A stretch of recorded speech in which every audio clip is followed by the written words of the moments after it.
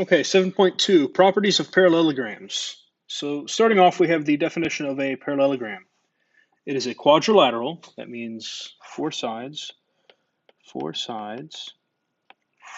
with both pair of opposite sides parallel. All right, so it would look something like this, with the opposite sides parallel. All right, and those little arrows signify that they are parallel. Then we have theorem 7.3, the parallelogram opposite sides theorem. So it says if a quadrilateral is a parallelogram, then its opposite sides are congruent. Right? Opposite sides are congruent. We got 7.4, the parallelogram opposite angles theorem. If a quadrilateral is a parallelogram, then its opposite angles are congruent. 7.5, parallelogram consecutive angles theorem. And what does consecutive mean? Consecutive means next to, right? So parallelogram consecutive angles theorem, it says if a quadrilateral is a parallelogram, then its consecutive angles are supplementary. And supplementary means adds to 180 degrees. Lastly, we have the parallelogram diagonals theorem. If a quadrilateral is a parallelogram, then its diagonals bisect each other. And to bisect means to cut in half. Now, it would be a good idea to have these written down, and I would write down these numbers as well, because on homework, I'm not going to make you write out the whole thing. So say you use, and this is the answer, the parallelogram opposite sides theorem. On the homework, you could just write down 7.3 theorem. That would be okay with me. Kind of save you a little bit of words. Now, in a picture, let me draw a picture here. All right, there's my picture. What this tells us is that the opposite angles are congruent, like that. Opposite sides are congruent, like that. It tells us that if this is A and this is B, A plus B is 180, right? Those are the consecutive angles. And then additionally we have, and this is probably going to mess up my picture, but we have the diagonals bisect each other. So if these are my diagonals, then this is congruent to this, and that is congruent to that. Okay, those are all things that we could know from these theorems here. All right, let's go down here. Number 1, find the value of each variable in the parallelogram. Now I'm starting off, let's deal with the sides. We've got this side and this side. We know that they are equal, right, by theorem 7.3, the parallelogram opposite sides theorem. So I can say 20 equals z minus 8. So it should be pretty easy for us to see that 28 is z, and there's one of our answers. Now we need to deal with our angles. Our angles, we know that these are also congruent by the 7.4 theorem, parallelogram opposite angles theorem. So I can say 105 equals d minus 21. So what is that going to be? 126 is d. And there we are. Number 2, find the measure of angle B. Well, angle B is right here. Let's call it x. These are consecutive, right? They're next to each other. So I'm going to say that 51 plus x is 180. Now, whenever I subtract here, let me find a calculator. I'm going to type in 180 minus 51, and I get x equals 129. And we could put the degree symbol there if we wanted to. Number 3, we're supposed to find m and n. Well, starting off, let's find m, right? M is going with this angle. That is equal to the 72, right? So I can say 2m equals 72. So m, I'm going to divide by 2, and I think that's going to be 36. But let me make sure. 36. Here we are. And then n would be a consecutive angle or an adjacent angle. It means that it's next to. So I'm going to say 72 plus n is 180. So I type in my calculator 180 minus 72, and I get 108. So n equals 108. And again, I'm not super picky about the degree symbol here. You can use the degree symbol. You don't have to. It doesn't bother me. All right, next up, we have a proof. And this is a new thing for us in this chapter.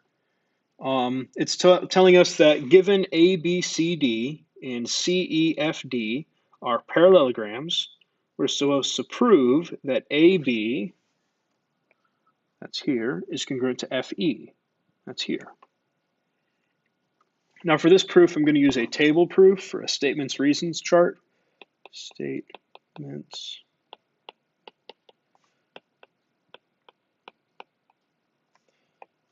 and reasons, right?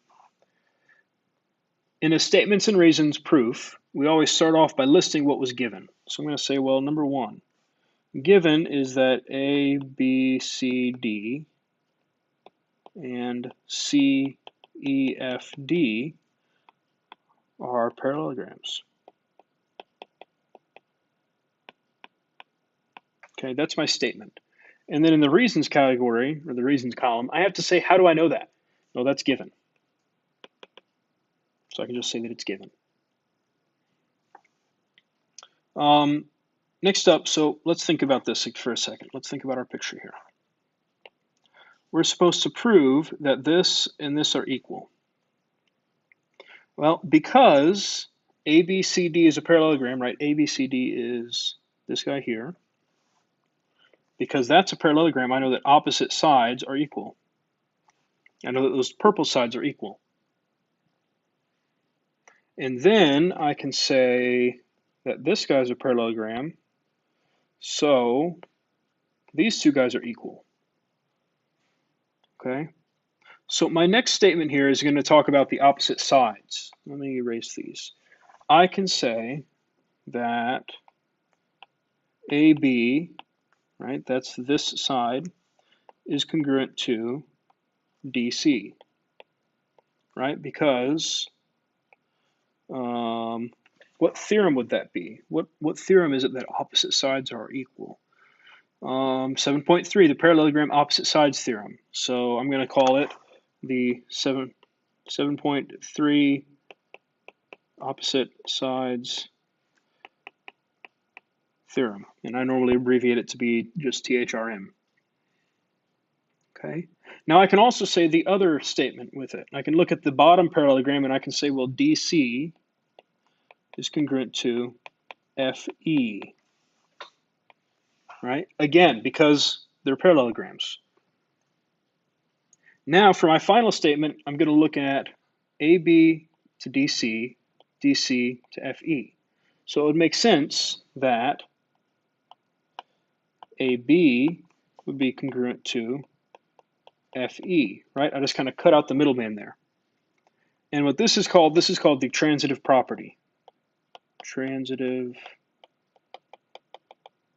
property. All right. And this statement here, AB is congruent to FE. That's what we were supposed to prove, so we are done. All right, this was a pretty quick proof. All right, sometimes the proofs gets a little bit longer. Sometimes they're not necessarily as straightforward as this one. But I'm never going to give you a proof and have it not be true, right? If you're on the homework and you have trouble with some of the proofs that are there, shoot me an email and I'll give you some pointers on those, okay? All right, let's scroll down and look at number 5.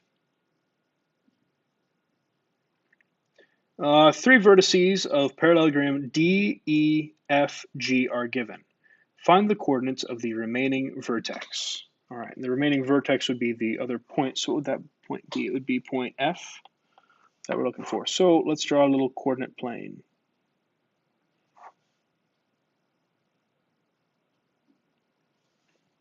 So D is at 0, 2.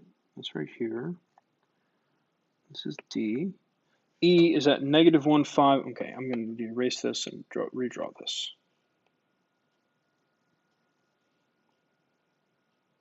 Okay, D is at 0, 2, right here.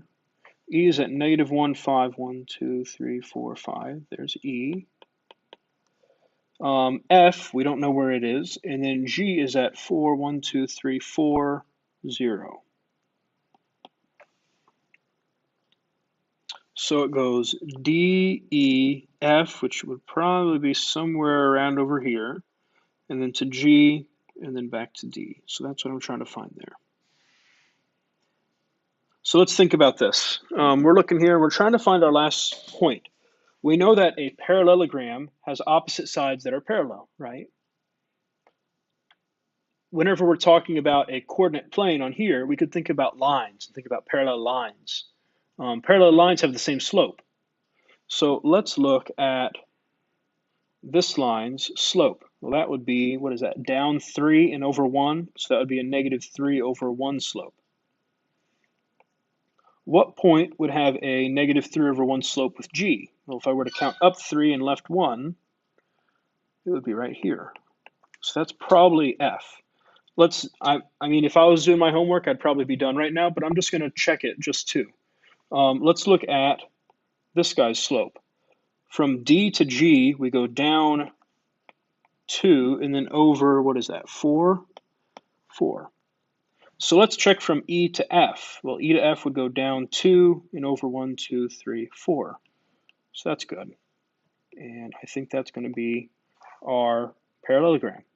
Let's list this as F is at, what is that? Is that 3, 3? Yep, 3, 3. Alrighty. That is that. I think on the homework, either on this one or one soon, you're going to need the formula for distance. This is distance.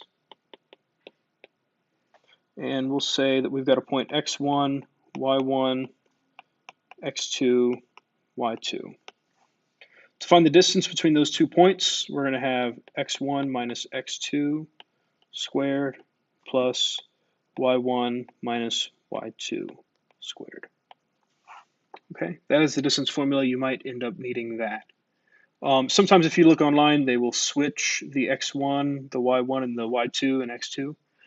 That's okay. It doesn't matter what order they are. It just matters that the ones are in the same spot. So if the ones are in the beginning, they have to be in the beginning in both spots, right? So this would be something good to have written down. Make sure that you kind of follow how we did number 5, right? Make sure that you kind of get how those parallelograms work with their parallel slopes, right? Think about that. And on the proofs, if you have trouble with those, make sure not to freak out. Just let me know that you're having an issue, and I would be happy to help you. So, all right, that is that.